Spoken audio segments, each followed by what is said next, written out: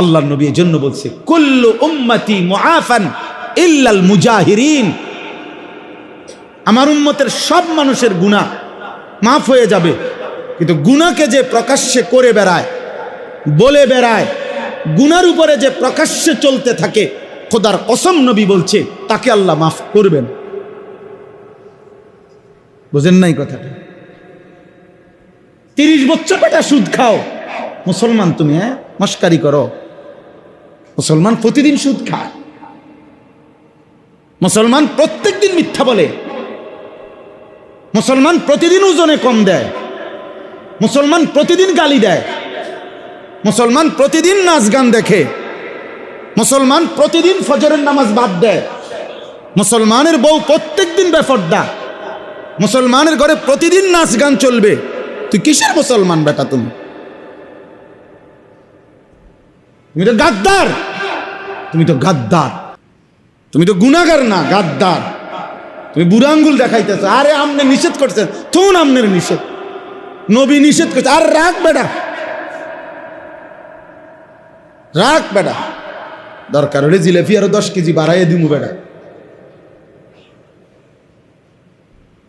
বিরিয়ানি আরো 2 ডেক বাড়াইয়া দে বেটা, বেহেস্ত না দরকার, 12 ডেক বিরিয়ানি বেহেস্তে,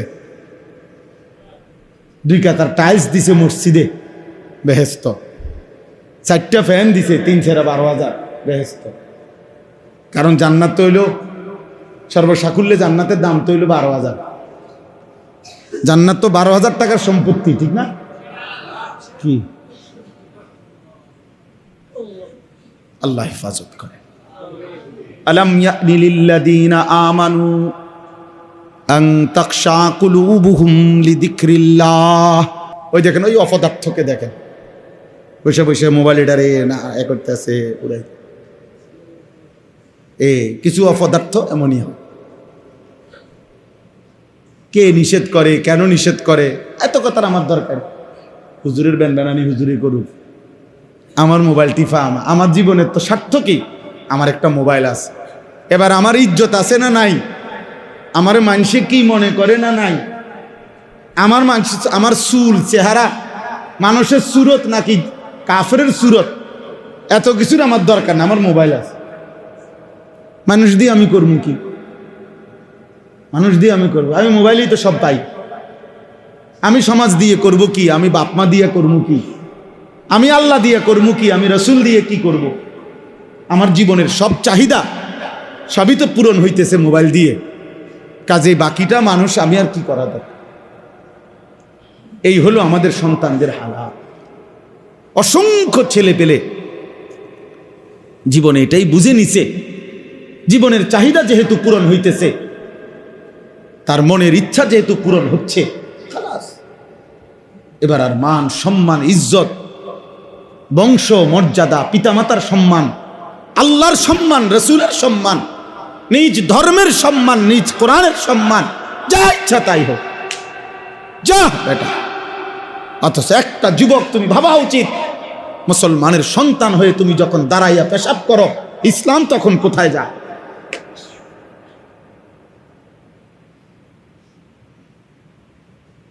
ইসলামের সম্মান তখন কোথায় যায়?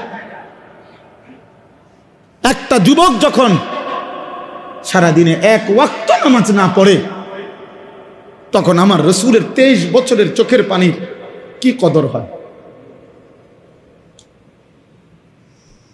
মদিনার নবী তখন কষ্ট পায় না? প্রতি সপ্তাহেই রাসূলুল্লাহ সাল্লাল্লাহু আলাইহি সাল্লামের কাছে উম্মতের আমলনামা দেখানো হয়। শুনে তো নবী, কেউ দুরূদ শরীফ পড়লে আল্লাহর নবী বলছে, আমার আল্লাহর পক্ষ থেকে ফেরেশতারা একটাবার নবীকে দুরূদ শরীফ পড়লে নাম ধরে ওই ব্যক্তির নাম এবং পিতার নাম সহ রাসূলুল্লাহ সাল্লাল্লাহু আলাইহি সাল্লামের সামনে আল্লাহর পক্ষ থেকে মনোনীত ফেরেশতারা রওজা পাকে পেশ করে। বিইসমিহি ওয়া ইসমি আবিহি, নবী বলেন তার নাম, তার বাবার নাম সহ। আলী আশরাফের ছেলে আনিসুর রহমান আপনার উপরে একবার দুরূদ শরীফ পড়ছে। পৃথিবীতে কোনো মানুষের সামনে যখন বারবার কারো নাম উচ্চারণ হয়, উনি তাকে না দেখলেও 2-4 বছর পরেও যদি কোনোদিন দেখে, আচ্ছা ও আপনার নাম তাইলে আনিসুর রহমান, আমার অনেক লোকে আপনার কথা বলছে, বারবার বলছে, আসলে আমি যদিও আপনাকে দেখি নাই কিন্তু আপনার কথা অনেক শুনছি, এমন বলে না?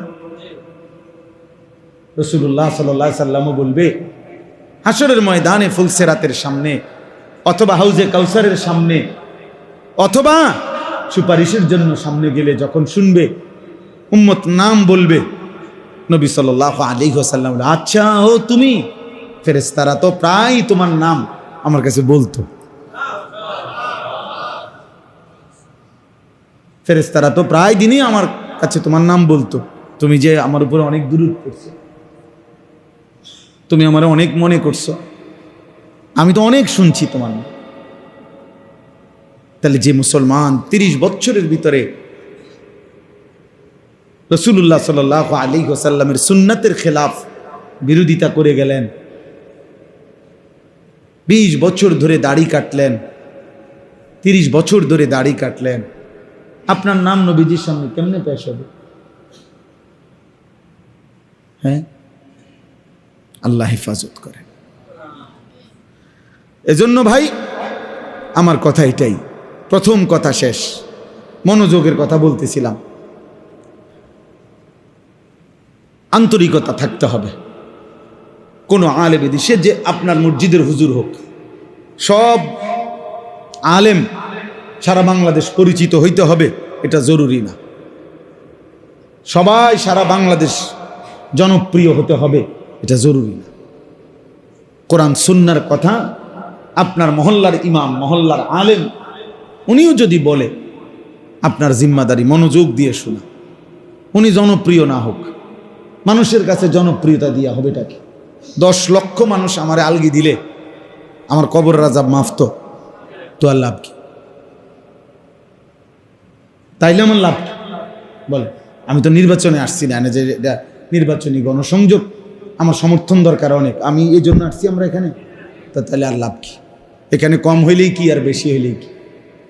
দরকার তো আল্লাহ গ্রহণ করলো কিনা, আখিরাতের মুক্তি মিলবে কিনা, পরকালের মুক্তি মিলবে কিনা, আমলনামা ডান হাতে আসবে কিনা, মিজানের পাল্লায় নেকিটা ভারী হবে কিনা, আল্লাহর মুখোমুখি হইলে রব্বে করিম যদি প্রশ্ন করে জবাব দিতে পারবো কিনা, ফুলসিরাতটা আসানির সাথে পার হতে পারবো কিনা, চিন্তা তো হলো ওই বিষয়টা। এই পৃথিবীতে আপনি অমর হয়ে যাবেন, এই পৃথিবী নিজে অমর নি, তা আপনি অমর হবেন কেমনে? বোঝেন নাই? এটা তো এই জেনারেল শিক্ষিতরা তো এটা কথা একটা ফালতু কথা বানায় নিছে। পৃথিবীতে তিনি অমর হয়ে থাকবেন, পৃথিবী নিজে অমর নি, তো তুমি অমর হবে কেমন? পৃথিবী চিরস্থায়ী নি, তো আপনি চিরস্থায়ী থাকবেন কেমন পৃথিবী? এই পৃথিবী নিজেই তো থাকবে না। ইসরাফিল একদিন ফু দিলে আসমান ও জমিন, এই গোটা কায়নাত শেষ হবে কিনা বলেন? শেষ হবে না, তো তাইলে আর অমর রইল কো? জগতেরও যেহেতু মৃত্যু হবে, কায়নাতেরও যেহেতু আমরা কিতাবে পড়ছি স্পষ্ট, এ ব্যক্তির পৃথক মৃত্যুকে বলে মৌত, আর সারা আলমের একসাথে যেদিন মৃত্যু হবে সেটাকেই বলে কিয়ামত। এটাও মৃত্যুই, মৌতুল আলম, সারা আলমের যখন মৃত্যু হবে ওটারই বলে কিয়ামত। ইসরাফিল ফু দিলে সেই মৃত্যুটা হবে, গোটা সৃষ্টির একসাথে কি হয়ে যাবে? মৃত্যু হয়ে যাবে, আসমান ও জমিন সহ সবকিছু। অতএব আমরা যদি প্রত্যেকে এটা ভাবি, এই ইসলাহী মজলিসগুলোর মূল ফিকির, এই ছোট মজলিসের মূল ফিকির বিশ্বাস করেন, নিজের অনুভূতি সুন্দর করা, আমার বিবেক জাগানো, আমার অনুভূতি জাগানো, ইসলাহে নফস, আত্মার সংশোধন, হৃদয়ের সংশোধন, নিজের সংশোধন, ব্যক্তির সংশোধন, আত্মশুদ্ধি, আত্মসংশোধন, এরই মাহফিলের নামই হলো ইসলাহী মাহফিল।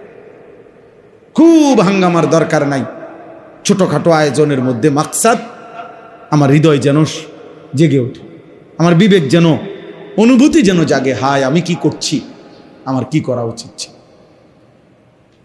ইল্লা তানসুরুহু ফাকাদ নাসারাহুল্লাহ, কোরআনুল কারীমে আল্লাহ বলছে, শোনো তোমরা যদি আমার রসুলকে, আমার নবীর কে সাহায্য না করো, মানে আমার বন্ধুর 23 বছরের এই দ্বীনকে সাহায্য না করো, তো ঘাবড়াইও না, তোমরা মনে রেখো ফাকাদ নাসারাহুল্লাহ, আমি আল্লাহ ওয়াদা দিলাম, আমি আল্লাহ একাই আমার বন্ধুকে সাহায্য করব। তোমারে সরায় ফেল। ইন ইয়াশা ইউযহিবকুম ওয়া ইয়াতি বিখালকিন জাদীদ। কোরআন শরীফ আছে, আল্লাহ বলছে তোমরা যদি আল্লাহর দ্বীন না মানো, আল্লাহ চাইলে তোমরে সরিয়ে দেবেন, আর তোমাদের জায়গায় নতুন জাতি, নতুন সৃষ্টি, নতুন অনুগত বান্দা আল্লাহই নিয়ে আসবে। জমিন খালি থাকবে না। আল্লাহর অনুগত বান্দা, আল্লাহর পছন্দের বান্দা, আল্লাহর প্রিয় বান্দা জমিনে সর্বদাই থাকবে। আমি এমনি কামে না লাগলে আমরা বাদ গেলাম, আর কিন্তু রবের জন্য, দ্বীনের জন্য, রসুলে পাকের ইজ্জত সম্মানের জন্য যে পরিমাণ মর্দে মুজাহিদ দরকার, খুদার কসম আল্লাহ সেটা জমিনে রাখবেই রাখ। মান ইয়ারতাদ্দা মিনকুম আন দীনিহি ফাসাউফা ইয়াতিল্লাহু বিকওমিন ইউহিব্বুহুম ওয়া ইউহিব্বুনা। আল্লাহ বলছে, হে ঈমানদারগণ, তোমরা সকলেও যদি আমি আল্লাহর দ্বীন থেকে সরে যাও, মুরতাদ, মান ইয়ারতাদ্দা মানে মুরতাদ হয়ে যাও। মুরতাদ এই শব্দটা শুনছেন না আপনারা? মানে ইসলাম ত্যাগ করা। নাস্তিক মুরতাদ কয় যে, এই মুরতাদ মানে ইসলামকে যে ছেড়ে দিছে। আল্লাহ বলে তোমরা যদি সকলেও ইসলাম ছেড়ে দাও, আমি আল্লাহ তাআলা তৎক্ষণাৎ নতুন জাতি পৃথিবীতে নিয়ে আসব, যারা আমাকে ভালোবাসে, আমি যাদেরকে ভালোবাসি। প্রিয় বান্দা থাকবেই, পছন্দের বান্দা থাকবেই, আল্লাহর অনুগত বান্দা থাকবেই, আল্লাহর জন্য জীবন জান মান লড়াই করে এমন বান্দা জমিনে থাকবে।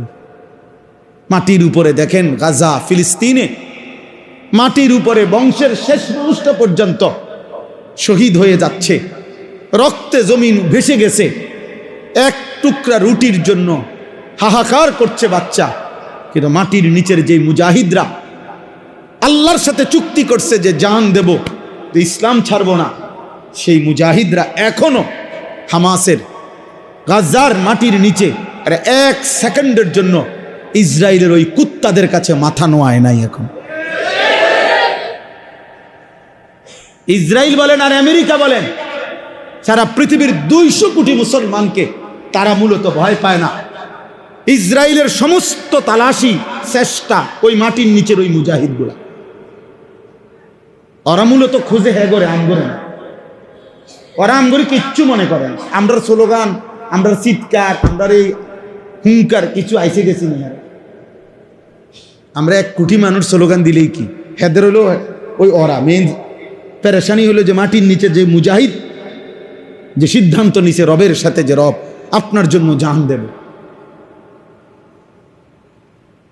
এই জন্য আল্লাহর দ্বীন থাকবেই, কোরআন থাকবেই, নবী সাল্লাল্লাহু আলাইহি ওয়াসাল্লামের সুন্নাহ, নবীজির 23 বছরের মেহনত, নবীর সাধনা, নবীর চোখের পানি আল্লাহ তাআলা বৃথা যেতে দিবে না। দেখার বিষয় হলো আমারে কামে নিল কিনা। কাজ তো কেউ না কেউ করবে, কাউরে না কাউরে দিয়া হবে। আমার একজন উস্তাদ ছিলেন হযরত মাওলানা এরশাদুল্লাহ রাহমাতুল্লাহি আলাইহি। আমি যখন ফাজেলে পড়ি তখন হুজুরের কাছে আমি কাফিয়া কিতাব পড়ছিলাম। এই হুজুরে আমগো সব সময়, নোয়াখালীর মানুষ ছিলেন, হুজুর সব সময় বলতো, আমার বহুবার মনে আছে, বহুবার উনি বলতো, রে মনে রাখিস রে, আল্লাহ দ্বীনের কামিয়ান, হুজুরে যেমনি কইতো, আল্লাহ দ্বীনের কামিয়ান আল্লাহ নিব রে, তোরে নিব কিনা এটা হলো দেখার বিষয়, তোরে নিব কিনা এমনি কইতো, বুঝেন না? দ্বীন তো জিন্দা হবেই, বিজয় তো আসবেই মুসলমানের, কালেমা তো উড়বেই, মাহাদি তো আসবেই, দাজ্জাল তো হারবেই, শেষ ইহুদিটাও, ইহুদির শেষ ব্যক্তিটাও, খোদার কসম নবী বলছে, গাছের আড়ালে, পাথরের আড়ালেও যদি ইহুদি লুকায়া থাকে, একটা সময় আসবে এমন যেদিন ওই পাথর ডেকে মুসলমানকে বলবে, ইন্না ওয়ারাই ইয়াহুদিয়ুন ফাকতুলহু, এই মুসলমান এদিকে আয়, আমার পিছনে একটা ইহুদি লুকিয়ে আছে, তার মা। এই হাদিস রাসূলুল্লাহ সাল্লাল্লাহু আলাইহি সাল্লামের হাদিস, পৃথিবীর শেষ বেঈমানটাকেও ইমানদার হত্যা করবে। তাহলে বিজয় তো হবেই, রাত ভোর তো হবেই, আলো তো ফুটবেই, ইমানের বিজয় হবেই। কিন্তু দেখার বিষয় হলো যুবক, দেখার বিষয় হলো বাপ, তোমারে নিল কিনা, নাকি তোমারে বেডি দেখতে দেখতে কবরে পার করে দিছে, তোমারে নারী দেখতে দেখতে, ছবি দেখতে দেখতে, উলঙ্গ দৃশ্য দিতে দেখতে দেখতে আহা তোমারে কবরে পাঠাই দিছে আল্লাহ, যা নাফরমান তোরে নিলাম না। আর কিছু মানুষ আছে এবার এই সোফা ঠিক করতে করতে, খাট পালং ফার্নিচার, উনি মরার পরে 1 সপ্তাহ পরে সোফা বাইতে দিয়ে গেছে, উনি এখনো কবরে চলে গেছে, কিস্তি অনচলে, উনি মারা গেছে, ওনার সুদের টাকা এখনো বাজারে রয়ে। এই কয়দিন আগে মাস্টার সাহেব, আমার এক ঘনিষ্ঠ ইমাম সাহেব, বাজার বড় এক বাজারের ইমাম, বাজার মসজিদের, উনি আমারে বলতেছে, হুজুর আমাদের এই বাজারের, মানে বাজারের নাম ইচ্ছে করে বলতেছি না আর কি, বাজারের একজন সেরা সুদখোর, যিনি বাজারের দোকানে দোকানে সুদ দিত, সুদে টাকা লাগাইতো, উনি মারা গেছে। এখন উনি মারা যাওয়ার পরে মাসখানিক পরে ওনার বিবি ইমাম সাহেব হুজুরের কাছে আইছে যে, আপনি তো বাজারের সবাই চিনেন জানেন, আপনি যদি আমারে কদ্দুর সহযোগিতা করেন, আমি হেবটার কাটতে কাটতে টাকা বাকি ইডি কদ্দুর যদি কদ্দুর লইয়া দিতেন, লিস্টি করে দিতেন। ইমাম সাহেব কয়, হুজুর আমি পাগল হয়ে গেলাম, আমার কি কয় বেডি কি তা কয়, আমি বেলে আমার মুসল্লিতে সবাই কইতেই বলমি একটা ভাই, আমনের তে হেবটা কোনো সুদের টিয়া পাইনি, কদ্দুরটা লিখলাম হলে হিসাবে। চিন্তা করছেন নি এবার বুঝ, এবটির বুঝ। নাফরমান মানুষ, তুমি তো কবরে চলে গেলা, সুদের টাকা তো রয়ে গেল, হারামের টাকা তো রয়ে গেল, দুনিয়া তো রয়ে গেল, দুনিয়া তো রয়ে গেল। এবার কি হবে তোমার কবরে, কি হবে তোমার আখিরাত? কাল্লা সাউফা তা'লামুন সুম্মা কাল্লা সাউফা তা'লামুন। আল্লাহ বলে, বান্দা আমি কবরে তোমাকে জানাবো। আবার বলছে বান্দা, আবারও বলছি, আমি কিন্তু আখিরাতেও আবার জানাবো। একবার কবরে জানাবো বান্দা, করেছিলি কি, উচিত ছিল কি। আবার তোমারে আখিরাতেও আমি জানিয়ে দেব, করেছিলে কি, উচিত ছিল কি, সব আমি জানাবো। আল্লাহ বলেন, আমি একটা একটা করে জানিয়ে দেব। তুমি তো গুনে ভুলে গেছো, আমি গুনে গুনে রেখেছি, আমি একটা একটা করে গুনেছি, এক বিন্দু বিন্দু করে গুনে রেখেছি। আল্লাহ আমাদেরকে হেফাজত করে।